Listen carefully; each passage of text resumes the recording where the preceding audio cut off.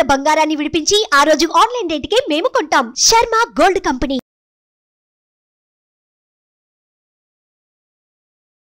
నమస్తే, welcome to Suman TV. నేను మీ యామ్ని.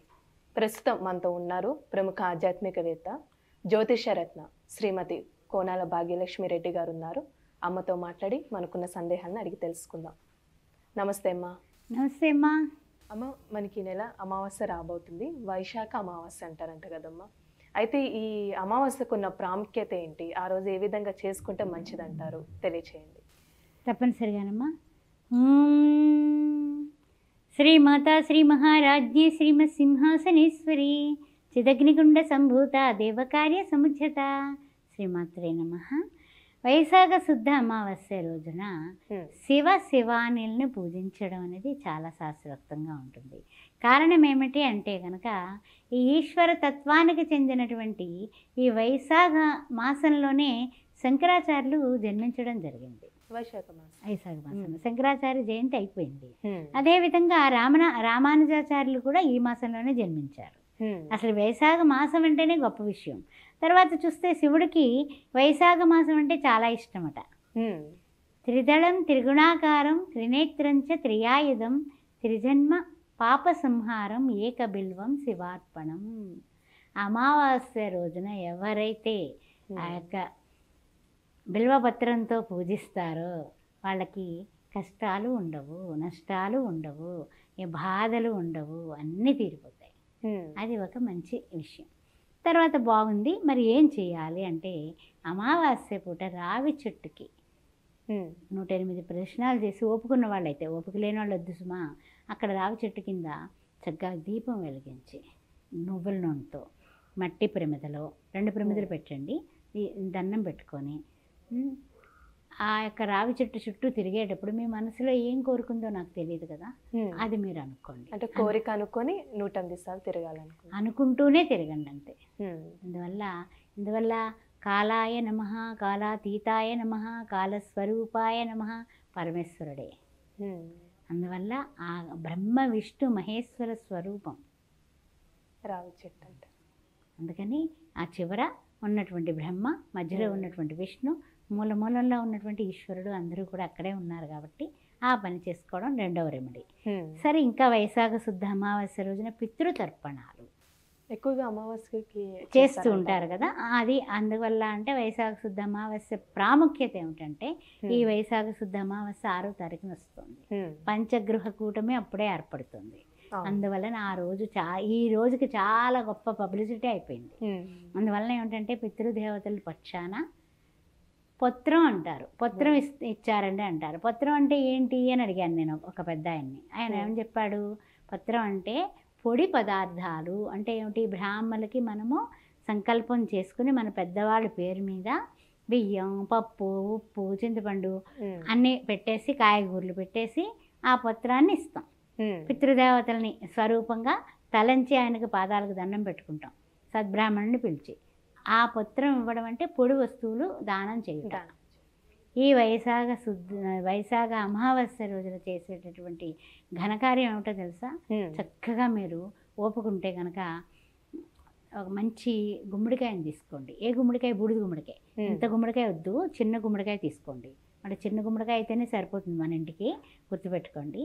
దాన్ని కట్ చేసేసి లోపల గుజ్జు తీసేసి, అంటే కొంచెం గుజ్జు తీసేసి లోపల మీరు నువ్వుల నూనె పోసి రెండు వైపులు ఇలా కట్ చేస్తాం కదా, కోసేస్తాం కదా, 2 వైపులకి 2 లోపల గుజ్జు తగ్గించి దానిలో నువ్వుల నూనె పోసి ఇంత లావొత్తి వేసేసి చక్కగా కింద కూడా ఒక ప్రమిదలు పెట్టండి. అది నిలబడదు, గమ్మన ఒలిగిపోతుంది.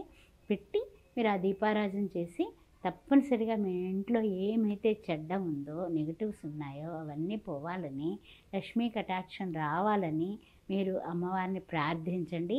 ఆ రోజున లక్ష్మీ అష్టోత్తరంతో, విష్ణు అష్టోత్తరంతో పూజ చేసినా కూడా చాలా మంచి ఫలితం ఉంటుంది. అంటే ఆ దీపానికి అంత ఫలితం ఉందంటారమ్మా? కూష్మాండ దీపం. దీపం తర్వాత ఇంకా కొంతమంది ఏం చేస్తారంటే తులసి చెట్టు దగ్గర దీపారాధన సాయంకాల సమయంలో చేస్తూ ఉంటారు. అదేవిధంగా ఆ రోజు మీకు కుదిరినంత వరకునండి, పేదవాళ్ళు ఎక్కడున్నారో చూసుకొని అన్నదానం, వస్త్రదానం, మామిడి పళ్ళు దానం, ఆ మూడింట్లో ఏది మీ బడ్జెట్ అయితే అది ఒక్కరికన్నా ఇవ్వండి, కనీసం కడుపు నిండా భోజనం పెట్టండి. 100 మందికి పెట్టమని నేనేం చెప్పట్లా, మీ ఇష్టం. ఒక్కళ్ళకి. అది ఎంతవరకు కుదిరితే అంతవరకు అది చేస్తే చాలా చాలా ఉత్తమమైనటువంటి ఫలం ఉందండి. ఆ విషయం గుర్తుపెట్టుకోండి.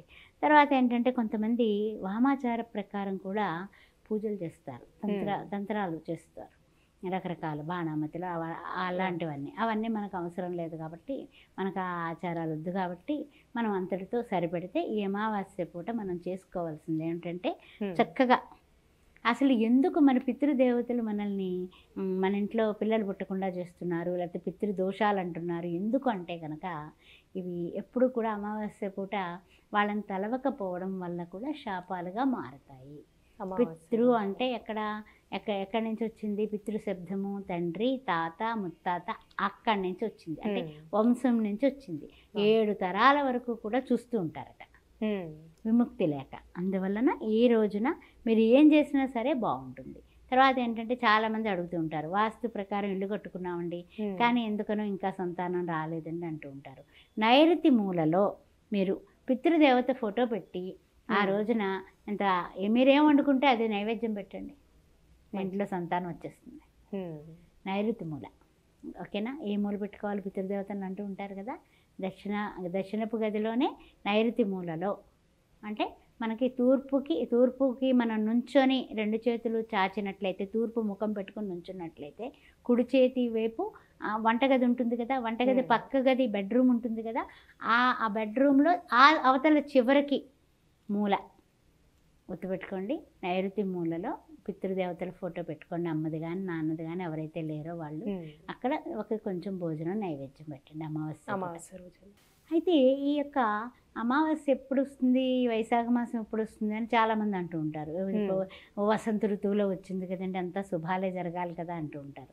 కానీ శుభాలే జరుగుతాయి, కానీ ఏంటంటే ఈ పితృదోషాలున్నా లేకపోతే పెళ్ళిళ్ళు అవ్వకపోవడం ఇలాంటి రకరకాల కష్టాలు అనేవి సమస్యలు మనిషికి జీవితంలో ఏం పట్టుకున్నా సరే బంగారం అవ్వట్లేదండి, అంతా రాళ్ళు రప్పలు అయిపోతున్నాయి, మా జీవితంలో ఏం చేసినా ఎన్ని వ్యాపారాలు చేసామో అది మొదలుపెట్టాం ఇది మొదలుపెట్టాం ఇట్లా అంటూ ఉంటారు కదా. అలాంటి వాళ్ళు కూడా ఏంటంటే కనుక ఈ బృహత్ సంహితలో కూడా చెప్పారు, అమావాస్య రోజు రవిచంద్రుల కలయిక ఉంటుంది ప్రతి అమావాస్యకి కూడా.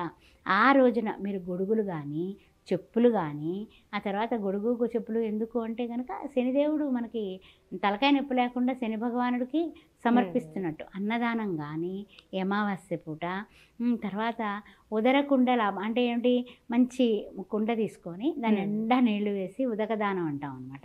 ఆ కుండ నిండా నీళ్ళు వేసి దానిలో ఉట్టినీళ్ళు ఇచ్చేస్తే కాదు, ఏదో పుచ్చుకుంటున్నారు కదా అని, దానిలో యాలకులు, దానిలో పచ్చకర్పూరం వేసి ఉత్తమోత్తమైన బ్రాహ్మడికి ఇచ్చి పండు తాంబూలం దక్షిణ పెట్టి ఆయన కాళ్ళకు దండం పెట్టినా మనము ఇంతవరకు పడేటటువంటి ఇబ్బందులు తగ్గడానికి అవకాశం కనపడుతుంది.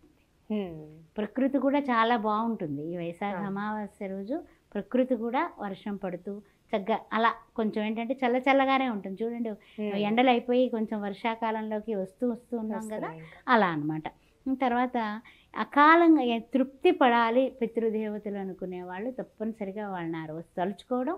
భోజన సమయంలో 12 గంటల సమయంలో ఎవరికైనా సరే మాత్రం భోజనం పెరుగన్నం కానీ కట్టేసి పట్టుకెళ్ళి ఎవరు కనపడితే వాళ్ళకి ఇచ్చేసి వచ్చాను. మంచి పరిహారం తెలియజేశారమ్మా. అమావాస్య రోజు ఏ విధంగా చేసుకుంటే మంచిదని.